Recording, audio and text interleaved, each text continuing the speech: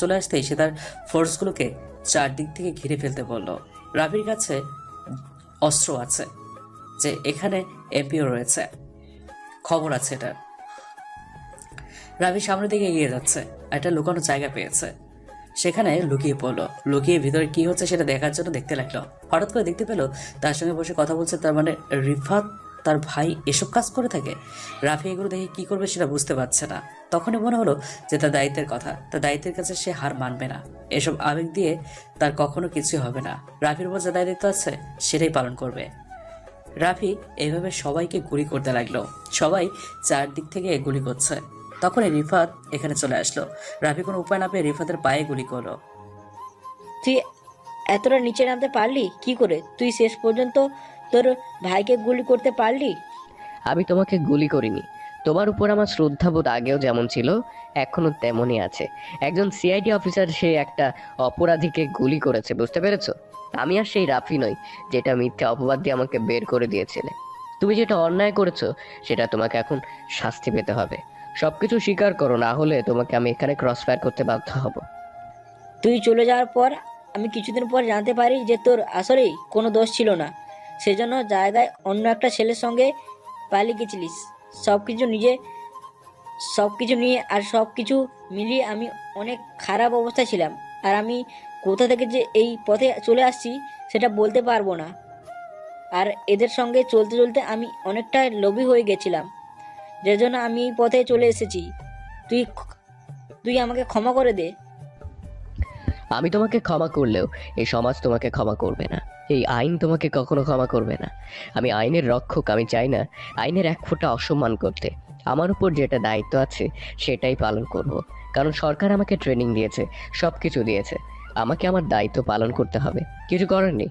এখনো বলছি তুমি সব কিছু স্বীকার করো, না হলে কিন্তু আমি তোমাকে ক্রস করতে বাধ্য হব। তোমাদের কোথায় কোথায় শাখা রয়েছে সেটা আমাকে বলো। হ্যাঁ, আমি তোকে বলছি, আমাদের এই জায়গাগুলোয় আমাদের শাখা রয়েছে। এখানে আমরা গোডাউনে সব কিছু রেখে সব কিছু সাপ্লাই করি। এখন আমরা এখানে মিটিং করতেছি সামনে কি করব, কারণ সিআইডি ব্যাপার আমরা অনেক আগেই জানতে পেরেছি। যে কোনো একজন অফিসারকে আমাদের ওপর দায়িত্ব দেওয়া হয়েছে আমাদেরকে অ্যারেস্ট করার জন্য, আমাদেরকে আমাদেরকে শাস্তি দেওয়ার জন্য। কিন্তু সেই অফিসার যে তুই, সেটা আমি যদি বুঝতে পারতাম তাহলে আজকের আর এই দিন দেখতে হতো না আমরা। তুমি কি মনে করো সে সিআইডি অফিসাররা তোমার পাটক্ষেত থেকে উঠে এসেছে এত ট্রেনিং এত কিছু করে? যদি আমাদের মাথার মধ্যে এটুকু না থাকে যে কিভাবে অপারেশন করতে হবে আর কিভাবে তোমাদেরকে ধরতে হবে, এটা যদি না থাকে তাহলে আমরা সিআইডি অফিসার হওয়ার যোগ্য নেই, বুঝতে পেরেছো? তোমরা যদি এক ধাপ এগিয়ে যাও তাহলে আমরা 3 ধাপ এগিয়ে যেতে পারি। আমাদের সঙ্গে রাখতে চায় আর রাখতে আসলে কখনোই পারবে না, কারণ সত্যের জয় সবসময় হয়, এই কথাটা মনে রাখবে। গুলি করার পরে রিফাত বলতে লাগলো। এরপর রাফি নাফিসকে মাইক্রোফোনে বললো এদিকে আসার জন্য। কিছুক্ষণ পরে নাফিস চলে আসলো। নাফিস আসার পরে রাফি নাফিসকে বলতে লাগলো এই জায়গাগুলোতে সবকিছু ধ্বংস করে দেওয়ার জন্য। নাফিস হেলিকপ্টারে করে চলে গেল। নাফিস চলে যাওয়ার পরে রাফি রিফাতকে মারতে লাগলো। মারতে মারতে পুরো আধমরা করে ফেলেছে। তখনই আরমান তাকে পেছন দিক থেকে গুলি করেছে। রাফির হাতে গুলিটা লেগেছে। রাফিও কমান্ডো স্টাইলে তাকে গুলি করে শুয়ে দিল। সামনে গেল। আরমানের সামনে যাওয়ার পরেই আরমান বলতে লাগলো রাফি, আমাকে ছেড়ে দে। আমি আর কখনই এসব কাজ করব না। আমি এখন থেকে ভালো কাজ করব। আমি এই দেশ ছেড়ে চলে যাব। তবুও প্লিজ আমাকে মারিস না, আর না হলে আমাকে অ্যারেস্ট করে নে। আমি কি পাগল যে আমি তোকে করে শুধু শুধু সরকারের টাকা নষ্ট করব? আমি তোকে নিজের হাতেই মারবো, কারণ তোকে অ্যারেস্ট করে আইনের কাছে তুলে দিয়ে কোনো লাভ নেই। কিছুদিন পরেই তুই বের হয়ে যাবি। তোকে আমি কি করব জানিস? তোকে মেরে ফেলে বলবো আরমান চৌধুরী নিখোঁজ। তাকে এখনো সিআইডি অফিসার খুঁজে চলেছে। প্লিজ তুই আমার কথাটা একটু বুঝতে চেষ্টা কর। আমাকে মারিস না, আমি বাঁচতে চাই। আমি বললাম তো কখন আর এসব কাজ করবো না।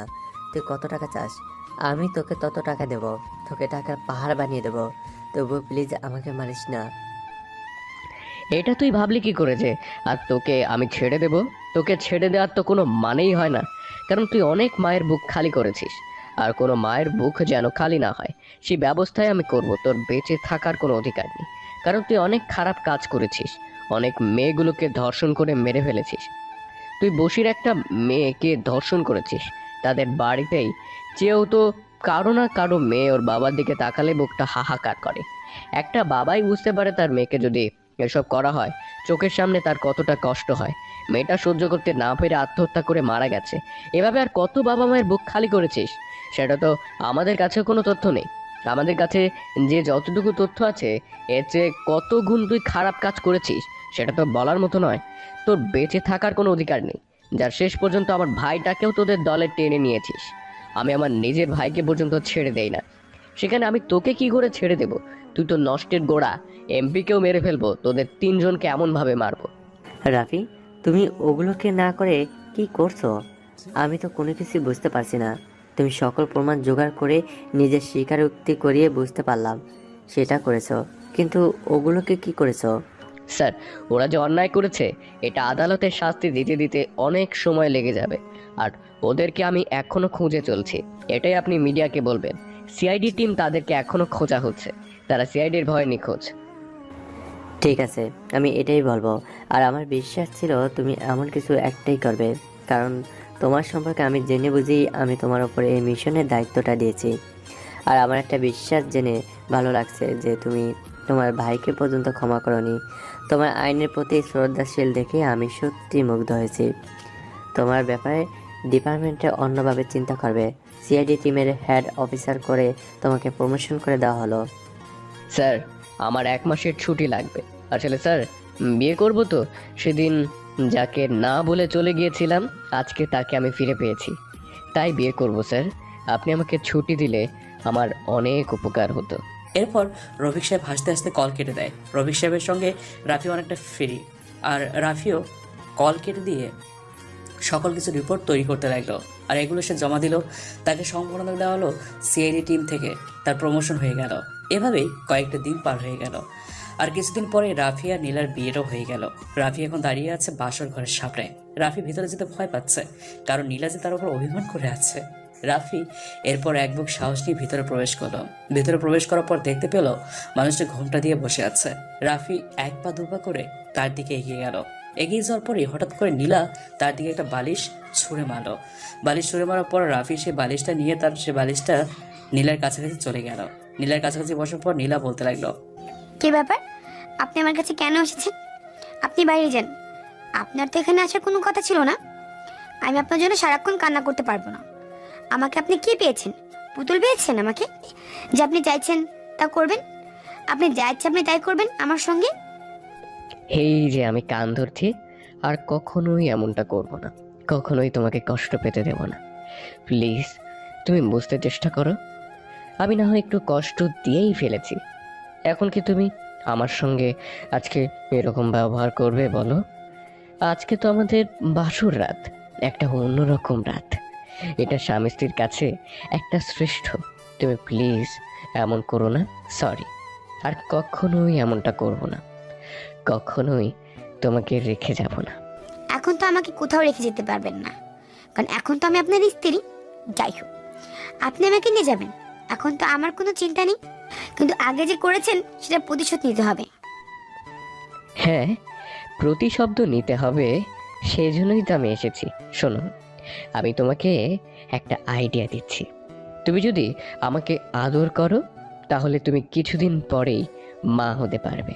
তো এটাই প্রতিশোধ হয়ে গেল। শখ কত! আমি আপনাকে আদর করব? আমি আপনাকে কোনো কিছু করব না। আমি বারান্দায় গিয়ে ঘুমাবো, আপনি এখানে ঘুমাবেন। এরপর রাফি নীলাকে কোলে